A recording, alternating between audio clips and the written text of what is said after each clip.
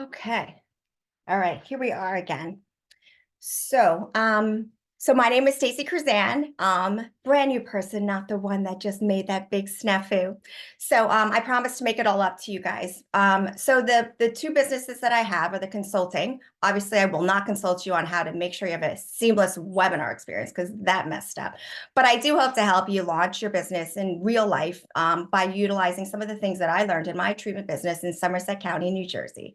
So the image on the right is my little brand, Cryo Contouring Studio. Started this for the purpose of educating all of you and those that are interested in the future of launching their higher valued brand in the contouring space.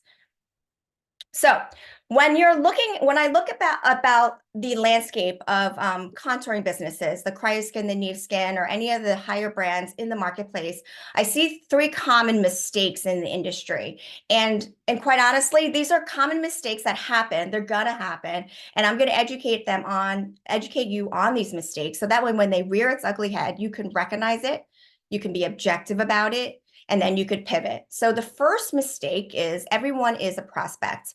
Customer targeting is too broad. Now, to be perfectly honest, anybody with skin that wants to look good or feel good is potentially a client of yours, right? Because the treatments are non-invasive, they make everyone feel good, and so therefore it's sometimes tempting to go that route. And I want to tell you to just not do that. Instead, the more specific your audience can be, the more niche your offering is to a specific type of person, that's where you're going to find yourself not wasting money and time, and you'll be more efficient. The second most common mistake is getting into the space and having really grand ideas and then realizing that there's a lot of business that looks somewhat similar to you. They're offering contouring or they're offering aesthetics, or they might even be offering your exact treatment experience with your device. I want to tell you that they're different. So don't feel the need to just be reactive and just go ahead and have a war on price, because if you're both competing to decrease your price, you're going to both end up paying for clients that are not going to be loyal. And it's not a sustainable way to run a higher valued experience. You'll increase so much of your effort and you'll end up being defensive when people come and challenge you. So I want to just caution you that don't be tempted by the price war.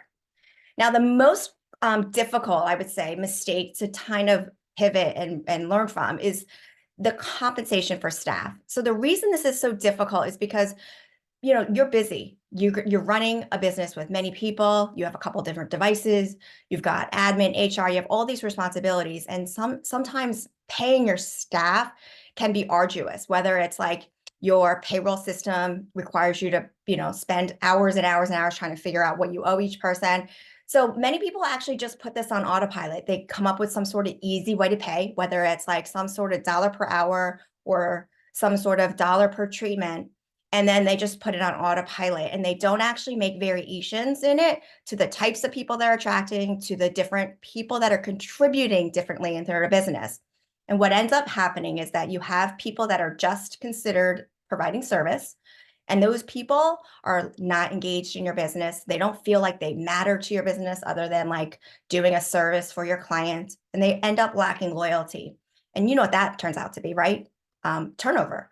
Turnover is really expensive because it's actually more expensive in the time you invest to recruit and train. And if you can decrease turnover, you can have more of a sustainable and enjoyable business. So you're going to make those mistakes. I make them. Sometimes I see them. I'm like, oh, I'm doing that again. So the reason I'm bringing this up to you is because I want you to see them. I want you to acknowledge, okay, I made this mistake when I was a large business. Now I'm a small business, and I want you to learn from those mistakes. Like, how did you get into this mistake, and then adjust it. And I want you to just stop making that and pivot to something more positive. So instead of creating an audience that everybody could potentially be a client, be really niche, specifics. The more specific you are around the person who has this problem that you resolve, the more you're going to know them, the more you're going to know what they are looking for, and you'll have much easier success in converting a stranger to a $3,000 or $4,000 client. Increase the perceived value of your service and price. Don't decrease your price, increase it. So perceived value means like what people think you're worth, your product, your brand, but it also can be actually what it's worth. So there's two elements of that. One is maybe adding or bundling some services. So that way, instead of it being just like anti-aging or a sort of like, treatment for an hour, maybe you're adding an additional service like compression therapy or some sort of shoulder massage or some inflammation treatment. So if you're adding something else to that treatment, you actually increase the dollar value of it. But then if you also increase the perceived value, so perceived value is the way people feel about it. So if they're, really loyal to your clients and they're getting more than what you offer from your service, then that's their perceived value. And another easy way to do this is just increase your price and then earn it. Meaning, if your competitors are saying they're 10, 20% cheaper, I actually would encourage you take the price up, and then you'll learn what you need to do to be worthy of that extra price. When you do that, you'll probably find that you're pretty creative and having all these other resources and experience that you can absolutely be more 20% more valuable than what you used to be yesterday before you were stuck with this challenge. You won't feel threatened by your competition. You'll actually feel empowered. I actually think of my brand as creating this higher level experience, and I'm appreciative, actually acknowledge the fact that anyone around me is probably benefiting also, because I'm talking about a larger problem that's more valuable. And if somebody just wants an hour treatment for something, there's so many providers in this area that they can get it. So everybody actually wins. I'm not competing against my competitor. I don't want you to do that either. They're not your competitor. Your competitor is that fact that you haven't educated your audience that they're ready to make a change or that their pain is ready to be resolved. That's your competition. Now, motivating the staff for the right model. Now, there's so many ways that you can motivate your staff. So money is the most obvious way, right? Like, how much more can I pay my staff for time or for the service or the value provide? I want to tell you, there's so many other ways in your business that you can compensate your staff. And so be creative, have a conversation with them. You can compensate with like treatments. You can compensate them with like extra training, extra responsibility. You invest in them in whatever goals they have. You can give them flexible hours. You can give them the better, more flexible, like maybe they don't want to work weekends. There's so many different ways and levers that you can use in your compensation that creates a higher staff retention. So when I talk about these mistakes and that you're going to do them and you're going to learn from them, the more you make these mistakes, it means your business has expanded and you're going into new territory. And so you're always going to be learning. Unfortunately, if you don't like to learn and you just want to put your business on autopilot, this might be a difficult task for you. But I want to tell you, it's so much fun to be in the business of making people feel good, look good, and that this could be your life's work. So stay with me because I'm going to show you the next slide, how to be proactive rather than reactive. So the first couple of minutes I spent about being reactive, right? You got into this business, you just got into the throes of it, whether you've been in the spa industry or wellness for many years, you're in the nitty-gritty of the business. And sometimes it can feel a bit reactive. So I want to tell you that if you plan proactively, those mistakes actually will not even happen because you're proactive in planning a strong foundation. So I'm going to call the 3 pillars of launch success: people, process, and promotion. So not everybody that's in business is like me, used to be a brand manager, or like me, been a chemical engineer that built processes for like pharmaceutical expansions, or like me, used to work for a company that sells these devices and, used to promote these services to providers like yourself. But you actually are. I mean, you're in the business of running a contouring business. You have staff. You invited people to work for you. You created some sort of process. And now you're in the livelihood of promoting your services through education. So you probably already know a lot about this. And I'm just going to make it come to life in sort of a proactive way so that when you add your next baby, you can do exactly what you did, but probably with a little bit more ease and predictability. So when you're launching a service, it is not a one day. It is not a one event. It is actually a series of events to create a strong foundation. The reason I use the word launch is because it means that you're going to be doing probably a massive amount of education and activities in a finite period. So if you were to just say, oh, I'm going to add this treatment and let's see where it goes, I can tell you where it's going to go, probably like this. But if you plan proactively with a strong foundation, your business will go like this. And isn't that really more rewarding for your time? So the 3 pillars in my chart here are in this order: the people, the process, the promotion. See those 3 first pillars? They're a little rocky, right? They're not linear. Business doesn't just always go up. It has a little bit ups and downs before you can have exponential growth. And that's what I want to teach you. So January 2023, about over a year ago, this is me on the bottom left. I had just signed an agreement to get a device, and I am in my room. If I were to zoom out of this room, it'd be an empty room, about 10 by 10, and I'm all alone in this room with nobody to treat, nobody working for me, but smiling like this is going to be the best thing since sliced bread, because I have an idea and I think people are going to benefit from this. Now, if you project forward, March 2024, you see all those people on those slides? I want to tell you, I don't actually know most of those people in January. I probably knew a little about them. Maybe I knew their name. Maybe they were a business owner across town, but I didn't know them. I didn't know proactively that I'm going to, invite them into my business, that they might be my power partner, that they might be my landlord, that they might be my staff, my educator, my technician, my influencer, my advocate, my promoter, my marketing agency. Those are the types of roles that are in that photo. And so I want to teach you how you can go about inviting people and then identifying what role each of those people play. Now, when I talked about the 3 pillars, I want to tell you, do not skip. Do not go right to promotion, because that is what most people do. Most people get this awesome device and they go, oh my goodness, I have the next Knee Skin Ultra, and I can't wait to promote this amazing new novel treatment that nobody in my area has. Well, it's tempting, because if you feel like if I just go out there and get the word out, sales will come in. And it may, just because, when you're new to the market, people are interested and you have early adopters pretty quickly. But I want to tell you, it'll also happen if you do it proactively, but with a sustained approach of starting people, process, and then promotion. So don't skip to number 3. It's not a fast track. It's actually a shortcut to rinse, repeat, fail, rather than rinse, repeat, success. So let's start from the left and then we'll go to the right. Since this presentation, I'm going to spend a lot of time on the people, I want to give you a little teaser of what's to come next Monday and the following.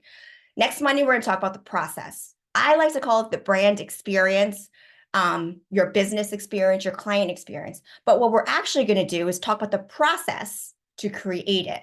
So how clients and prospects experience your brand is through the actual curated process, meaning how they find your business, what software you're using, how your treatment experience is, what their results are. All of that is considered your process. And if you create something objective, like a process, then the experience is predictable. Promotion. Promotion is not just about going out there, offering discounts, spamming, sending texts, group messages, and saying, hey, come to me, I have this amazing thing. Yes, many people do that. It's short term. Instead, think about educating your target audience. Who are your target audience? Describe them. Who is your ideal client profile? And the problem you're addressing. Educate, don't just promote. All right, now the fun stuff. We're going to go a little bit deeper on the pillar of people. So remember in January 23, I started this business and was like, it's me all alone, crickets, right? Really exciting, but it's lonely. So I want you to know that although you think you can do this alone, you really can't. So you're going to have to invite and attract some resources, human resources. But you have to know who you are first. This is the most important thing. So I want you to take some time and first think about, who are you? What skills? What is it that drives you? Why did you start this business? And I like to do it in sort of a SWOT analysis. What are my internal strengths? What are my internal weaknesses? What are the opportunities in the marketplace that I can leverage? What What are the threats that exist that I may or may not have control over, but I should probably proactively learn how to strengthen my business to be threat proof, I guess.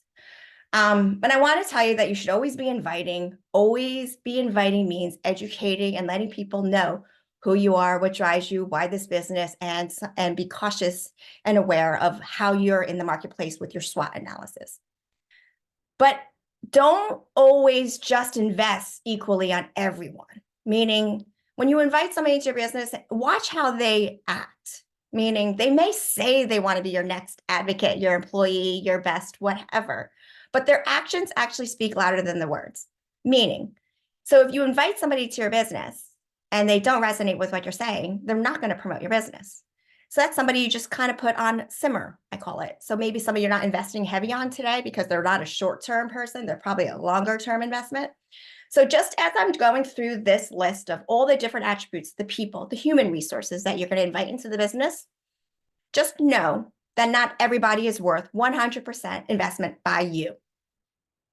All right, so now that you know who you are, I want you to think about all the different roles of the people you're gonna invite and probably enjoy having your business. Personally, when I started the business, I decided I want to do this all by myself because I don't want to be responsible for other people. I want to do it the way I want to do it. I don't want to be diluted or muted by somebody else's ideas. I was like, I know what I want to do. This is how I'm going to do it. And I got humbled pretty quickly because you know what? It's exhausting doing 100% of your treatments by yourself. You're going to need staff. You know, it's more credible when somebody else is advocating for you. I mean, it gets exhausting to always be at the baseball game saying, oh my goodness, my services are great. It's so much more impactful. Somebody else is like, hey, I went to Stacy and look at me. And your influencers, I mean, they're so transparent now. They're all over social media saying, hey, I've got this amazing affiliate relationship. Go to them.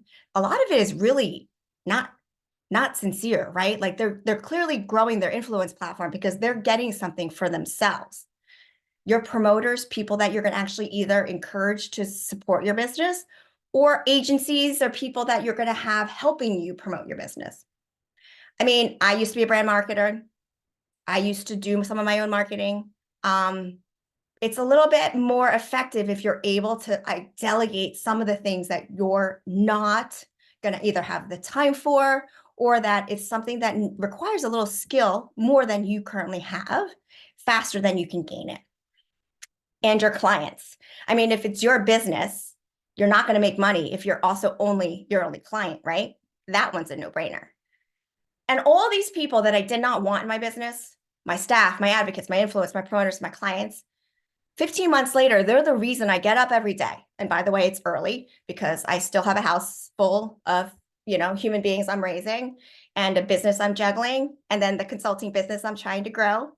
It's the same as you all, right? I mean, your business is not your only thing. Like, you probably are really passionate about your business, but you also have a life. You also have like networking groups. You have children that, you're trying to get to their games for.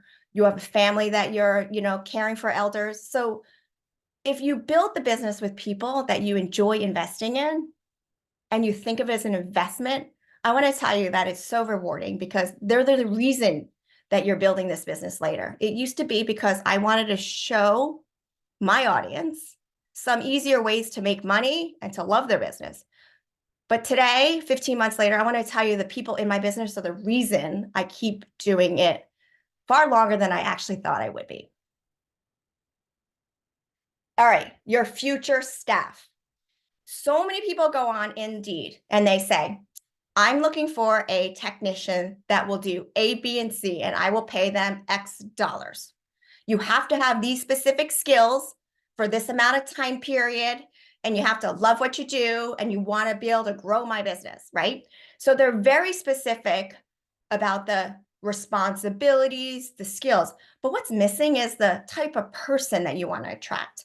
I want to tell you that the people that I attracted in this business were actually drawn to my mission and my goals, and the traits were more important. Like the things that they were interested in, those are scalable. I mean, if they're interested in beauty and wellness and non-invasive treatments versus just doing it because they get paid for it, Like having the option to have roles in my business that you can expand. Like, I didn't actually say, hey, I'm looking for somebody to just provide services. I said, I'm looking for people that are interested in helping me grow this mission, this business that's going to help people feel good about themselves. Yeah, of course, they're doing slimming treatments or toning treatments or facial treatments most of the time, but that's just the vehicle in which they're making people feel better. So I actually encourage you to hire for the passion or the the traits that the clients or that not your prospect, I'm sorry, your candidates have, right? Because you could teach them, and quite honestly, their role might change. Because one day you need somebody to do 100% treatments, but quite honestly, maybe later you're going to need that person to help you more with like connecting in the community, and treatments is just something they can do as a backup. Then discuss the requirements for their engagement of working with you, right? Like what are the areas in which they're interested in, right? So some of my staff are more interested in facial treatments than body. Some of them really like the body. Some of my clients are like my technicians are like, I prefer to work midday so I can still keep my night job or my family. I really enjoy working weekends because it's my time for myself. So understand what are the restraints or constraints that they're looking to work your business, and what they're willing to invest in it. In the coachable part, I want to tell you, this is the most important because it's being coachable is a two-way street, right? Somebody might really enjoy being coachable to my approach, or they might actually be turned off by it. So they might just be timing. They don't want to be learned. They don't want to invest in learning. They just want to show up and perform. And so coachable is something very subjective, and it needs to be assessed by your desire, and ask them, like, do you find that you can learn something from me and I could from you? My approach about this with my staff is that I hope that I'm able to teach them and that they learn and they use my business to help their goals. And I actually say these words, maybe in 6 months or a year, you're going to outgrow me because you're going to find a passion that you were ignited when you came to me, and it might take you in a different direction.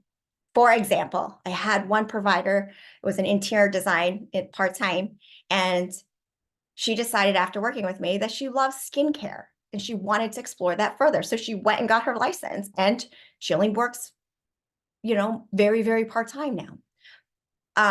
So I want you to just know that the thing you're afraid of is the thing that you should embrace. So if you're hiring somebody and you're afraid they're going to leave you, tell them, I hope you enjoy your experience while you're here, and that you might end up leaving because you learned so much while you're here, and they're going to take your business to the next level. That person that I'm telling you about, she became an advocate and has helped me in different ways than just doing treatments full time.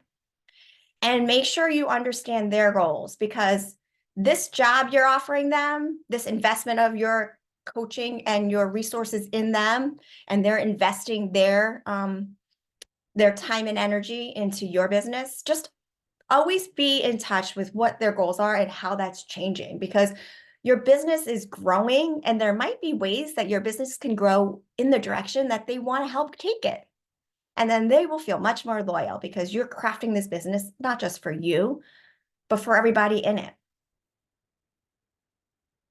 Okay, so I group all these people together: your future advocates, influencers, promoters, you can call it power partners, connectors, all of them. Because I want to tell you, they all have value and influence in different capacities. So instead of going out there and just saying, I'm looking for an advocate, I'm looking for somebody with a large audience, I'm looking for somebody who loves to promote my business, instead invite them in and see what it is they introduce you to. So find people that are looking either in growth mode or looking in the wellness space that are just attracted to your business. The easiest way I find is doing this is inviting people as demos. Invite people to your events where they're learning to educate, and they will tell you where your business fits in their role. Meaning when they come to your event, like they're a physical therapist and they come to your event because they're interested in, learning about non-invasive treatments. And they will tell you, I treat clients in this area, and many of their moms are caretakers of X, Y, and Z, and that audience would be so helpful for you. Or I have been looking to add something.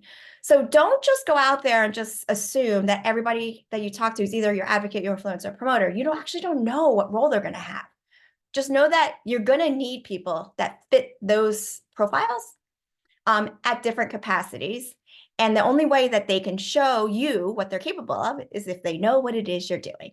So invite them for a demonstration, invite them for an event, talk to them about what it is you're doing, what it is you're trying to accomplish, who best benefits from your treatments, what problems you solve. And then, just like you're doing with your staff, find out what requirements they have for your engagement of relationship. Are they coachable? Is there something in your business that adds to what they're trying to do? And then what are their goals? And does this fit? And remember, the actions speak louder than words. I have so many people that send DMs and are like, I think your business fits. I want to be a promoter of your business, or you could be an influencer. So I do usually respond, and I like to see what they do with that response. Meaning, if I invite you for an event and you don't come, I don't think that we're going to have an influencer role. If I invite you for a demonstration and you come and then you don't explore ways that this experience might help your business or mine, that's where a relationship kind of hits a dead end, or what I call on simmer for now. It's just not going to take my time of investment hot and heavy, or like a significant amount at this time, because the timing is not right for that, for our relationship. Okay, now the most important section of the people is you're going to need to know or have an idea. It's going to evolve over time. So just put a stake in the ground and just pick some ideal client profile that you want to start with. I'd like it to be very narrow, but it's hard to be narrow. So start a little bit broad. And then as you start broad, it's easier to narrow it down. So for example, you could start with like, my ideal client is somebody with skin. Okay, so narrow that down. My ideal client is somebody who's a female between the age of 40 to 70 who wants their skin to look more youthful. You see where I'm going with this? So it starts sort of broad, and then just keep narrowing it down. Now, why do you choose that audience or that profile? Think about the pain or discomfort that they're having. This client is frustrated with having to put 20 minutes of makeup on before their Zoom call, or this client is concerned with the way they're depressed about the way they feel when they put their clothes on. Describing the emotional pain that's associated with the physical pain is profound, because when you first get out there and you're talking about non-invasive contouring, you do start with the very tangible. You could lose inches, you could be lifted and tighter. But quite honestly, those are like non-emotional things. When you get to find out from the client, why are those things important to you? That's when you find out how specific it is in their life, what they're trying to avoid. They're probably either trying to avoid something like physical, like a $10,000 liposuction. They're trying to avoid some of these prescription slimming or diet plans. They might actually just trying to avoid something emotional, like being embarrassed or self-conscious or just frustrated constantly or fatigued by their own stress. So when you understand your ideal client, you get to find out what their pain and discomfort is, then you'll get some really intimate ideas and appreciation for what they're trying to avoid. And then you don't have to feel salesy, because you have a solution that's going to get them out of something much more valuable than 1 hour, 10 times, 10 weeks in a row.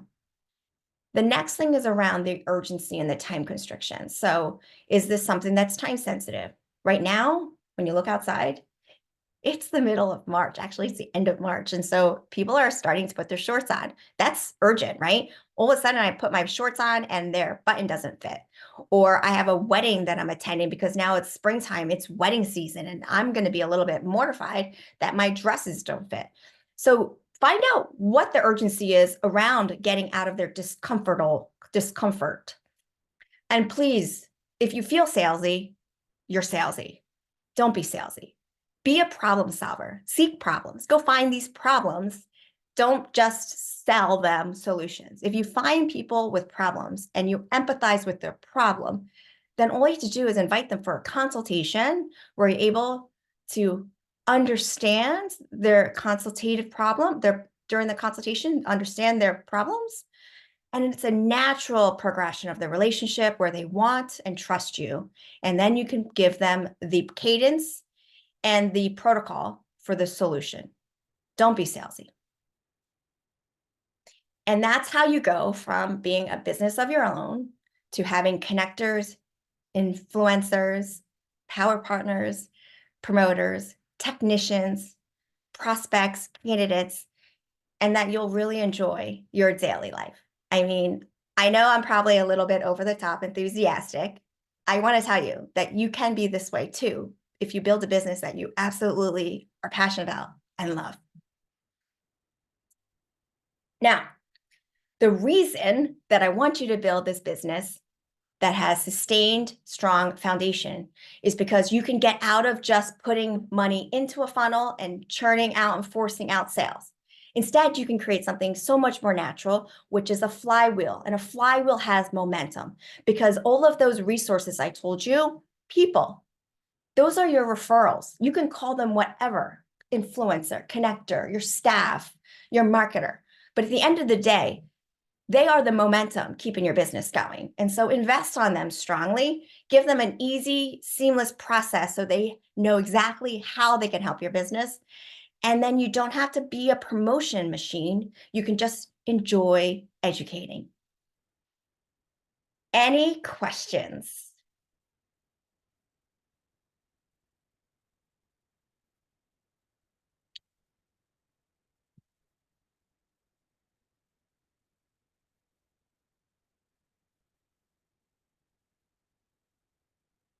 I answered everyone's questions?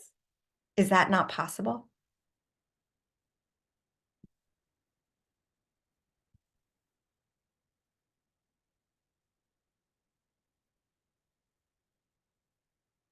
Is there any area that somebody would like me to focus on? Maybe revisit for a couple minutes and explore a little deeper?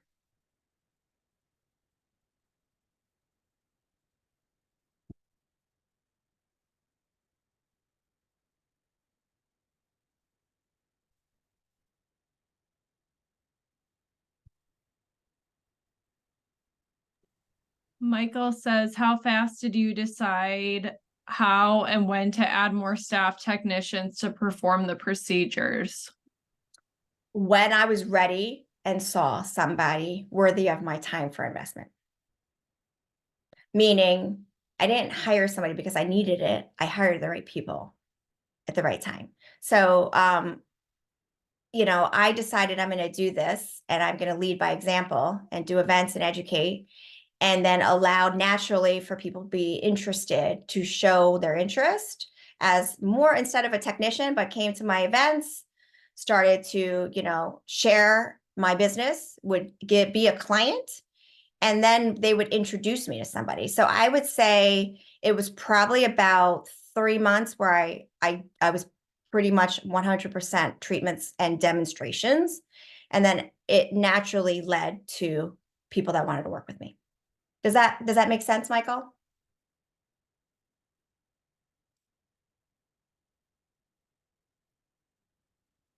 Yeah. So, I just want to encourage you that, when there's a need, it's already too late. Meaning if you're like thinking, oh my goodness, I'm exhausted, I need to hire people, you should have people in the queue.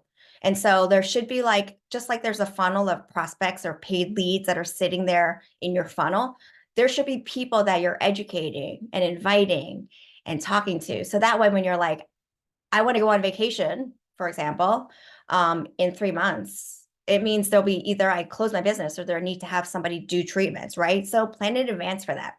I call it, always be inviting and always be developing. So the same person that I'm developing as a potential technician is somebody who I'm also developing as a potential advocate. And then their roles just evolve.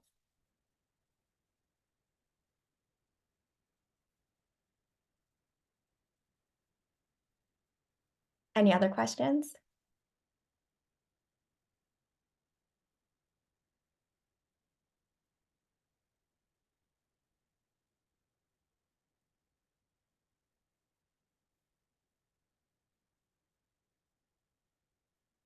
Did you guys find this helpful?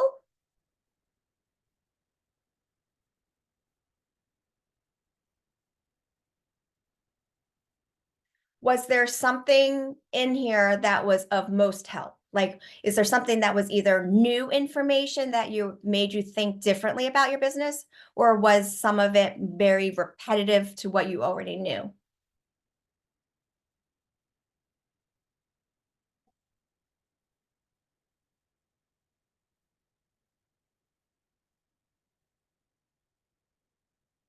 If we could have another topic or another discussion, maybe a workshop on the people aspect, would that be of interest? What section of the people part is most challenging that you'd like more help on?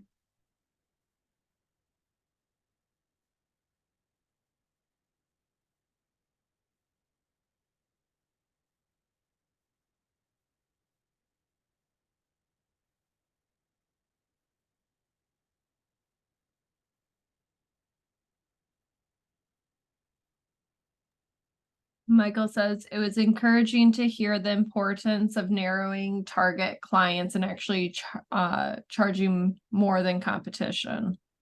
Yeah, so I want to tell you, it's kind of scary, right? Being a business owner and saying, okay, I'm going to spend hypothetically $50,000 on some device, and I'm going to spend $10,000 of monthly recurring expense, hypothetically, just giving random numbers, not very random, obviously. And then say, I'm only going to treat a very small audience. That is so counterintuitive, right? Because, like I said, if you have skin, everyone has skin, who doesn't want to look good. It is so tempting to just expand your audience. But what happens is you end up not resonating your message, and you're not providing a curated experience for a specific type of person. The people that, if you know your audience really well, you offer something of value and you become very valuable to them. So, in my case, I started out with the audience of like women between the age of 40 to 70. I didn't, I was like, so like 70-ish, because those are the grandmas of the world and they now have money. And I focused on wanting to look good and feel better and more confidence, right? So at the time in January, that to me felt kind of very specific. I want to tell you, you want to know what my target audience is today? So it's no longer like people between the age of 40 to 80. It is more like people between the age of 45 and 65. So I took 10 years off of it, right? It is women, still women. Instead of it being wanting to look good, feel better, more confident, it's now who are avoiding liposuction, tummy tucks that are $10,000 and don't want the risk of issues, or don't have the time for the downtime. So I just elevated my value to $10,000. And quite honestly, you know what the value of like most of my clients' time is? It's like a week vacation is really expensive, not in money, or a week off of work is so expensive because it's an opportunity. So now I'm resonating with a value that actually has no dollar amount. It's something that they cherish, because these are professional women who are juggling jobs, family, life, and to them, they need to know, when I invest 10 hours at Stacy's business or Mike's business, I'm going to have this amazing outcome. So those clients, I can charge $3,000, $4,000, and they're happy. They keep coming back. I can't get rid of them, because after they're done with their 3 months, they're like, well, this was part of my lifestyle, coming weekly. How am I going to maintain this? Should I find another body part? Give them more value than what they're actually paying for. And so if you increase your price, Michael, you're able to add more value. If you're always competing in small margins, you're always going to be cutting cost. So think about that. If I can increase my price by 20%, I can carry more overhead that I could throw more value into that experience, right? So how did that translate into my business? So if I started with like a body treatment for 10 hours, so 10 treatments weekly, hypothetically, then if I increase the margin, I'm able to then say, I will pay for your sauna in 3 days. I will get you an appointment for full body cryo. Well, you know what? Forget that. I'm going to buy the compression legs. So that way, when you come to my location, you can have compression of your legs while I'm doing your body treatment. You see how the value of that hour went? If I were charging like other people, $1,500 or, smaller profit margins, I would instead of thinking about what other things I can add to that treatment to enhance their experience and increase the value, I'd be forced to cut my margins. How much gel did my staff use? Why are they using so much laundry? How come my staff is doing, a discount on that client? The type of your business experience changes dramatically. All of a sudden, I'm so worried about my operating costs rather than my client's value. And finding ways to like increase your client's experience and increasing the value, literally the dollars they give you, is so much more fun because you're able to have so much more creativity rather than being like a zero-sum game to like saving money. And that's how you create a brand experience versus creating a treatment cost. Is that like analogy helpful in understanding why you should increase value versus just decrease price?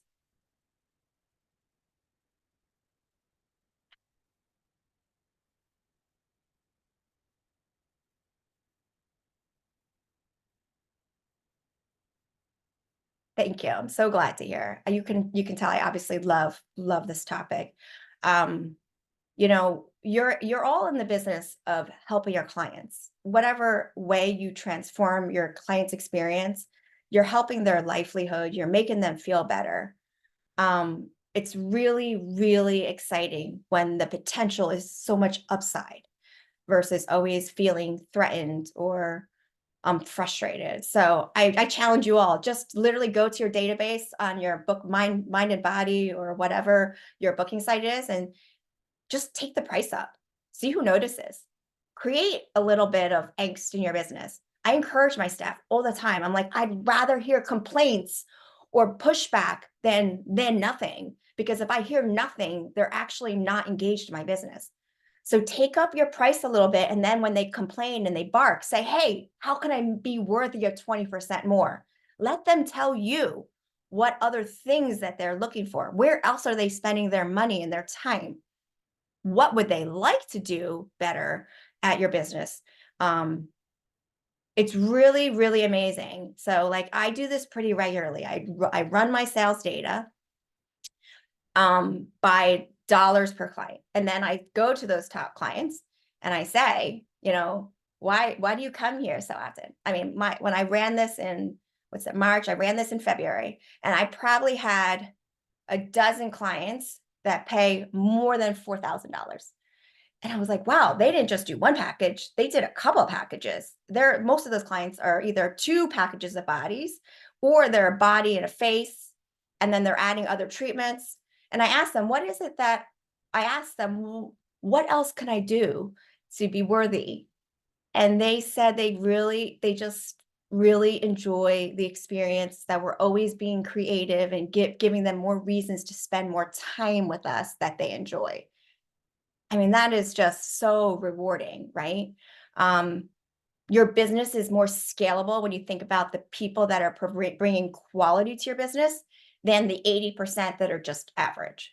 So always ask and be engaged in those that are continuously coming. They probably have more insight as to how you can elevate your brand, Michael and Morgan and everyone, than you even do, because they see, things in your business that you probably just create without even like thinking about it.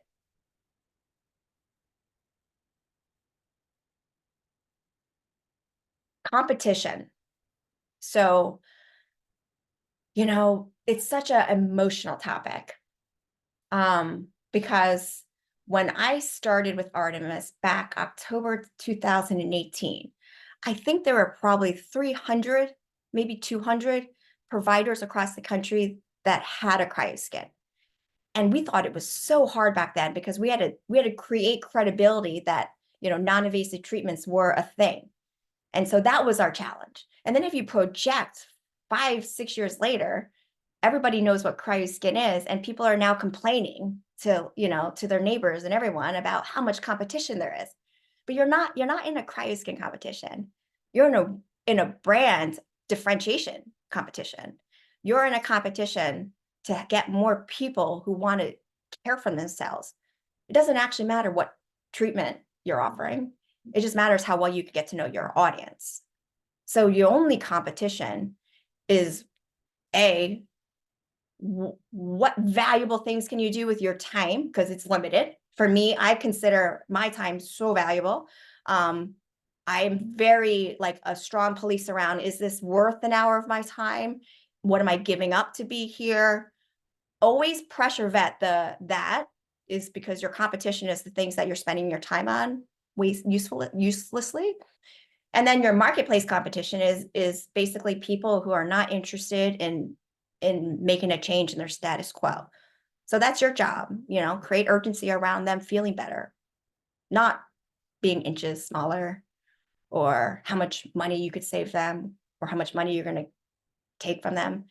Instead, talk about like urgency, about their, why do they not feel valuable, that whatever is paining them is worth investing in today. They're going to think of you as a hero if you help them see how valuable they are to themselves.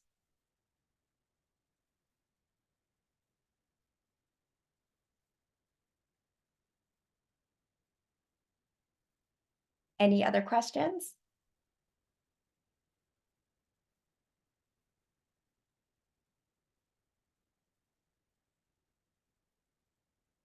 Okay, so I'm going to teach you something else. So when you do something for somebody and they either enjoy or they don't, it's always important that you ask for feedback. So if you have a business and they came to your business, you should ask them for feedback, whether that's in a connection to somebody that they think fits your profile. It is a review on Google My Business or on any of the social platforms, because then they can share their experience so others watching can learn from it. This is really important that you guys get good at this, or that you train your staff, because it's this feedback loop that helps you get better. And so if you do it one-on-one, like I just described, where I run the sales data and then I purposely go to those clients at their next appointment, I make sure I'm at that next appointment to greet them as they come in for my staff. And I say, hey, Helene, why is it that you're here again for the 27th visit in less than 8 months? Yes, 27 times she came. And she shares that feedback with me. And it's usually something amazing about the technician and how she just keeps finding reasons to keep seeing her. But I want you to think about making this scalable. So either scalable and automatic. So you should always be asking for feedback publicly, privately, be very humble to receive it. Do not be defensive, and give them access, easy access, so they can connect you to other people. So that is the purpose of my last slide. I'm leading by example. I just gave you an educational platform of some of the things that I've done in my business. And I'm saying, don't hire me. I'm asking for a referral. Is there something that you saw in my presentation? Is there a person that you think could benefit from either joining my online free linked cryocontouring launch school?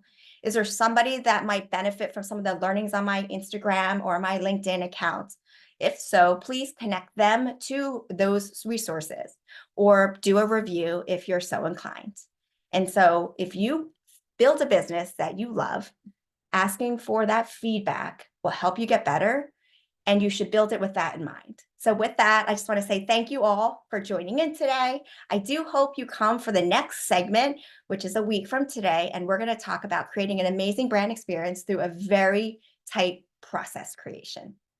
All right, stay tuned. Have a fantastic rest of your day. Bye-bye.